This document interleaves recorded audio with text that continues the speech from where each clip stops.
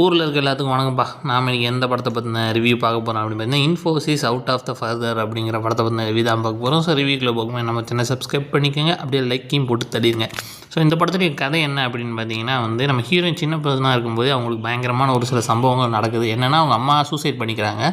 அதுவும் அமோனிசியமாக நடந்துக்கிட்டு அதுக்கப்புறம் சூசைட் பண்ணிக்கிறாங்க. ஸோ அதுக்கப்புறம் நம்ம ஹீரோயின் வளர்ந்து அவங்க அந்த பிரச்சனையிலேருந்து தான் மீண்டு வந்து இப்போ இவங்களுக்கு ஒரு குழந்தை இருக்காங்க. ஸோ இப்படி இருக்கும்போது ஒரு கட்டத்துக்கு மேலே இவங்களுக்கு ஒரு சில அமானுஷ்யமான விஷயங்கள் இவள் லைஃப்பில் நடக்க ஆரம்பிக்குது. அப்படி இந்த அமானுஷ்யமாக தொடர்ந்து இவங்க வாழ்க்கையை பாதிக்கிறதுக்கு காரணம் என்ன, ஸோ இவங்க பொண்ணை காப்பாற்றினாங்களா, இவங்களை காப்பாற்றிக்கிட்டாங்களா, என்ன நடந்துச்சு அப்படிங்கிறத மீதி கதை.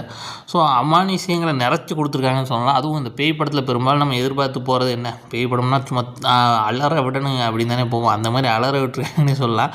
உண்மையிலே ஒரு சில சீன்ஸ் பார்க்கும்போது நமக்கே கதி கலங்கிருச்சுங்கய்யா, அந்த அளவுக்கு பயங்கரமாக எடுத்திருந்தாங்க. ஸோ ஒரு தரமான பேய் படம் தான், கண்டிப்பாக ட்ரை பண்ணி பாருங்கள்.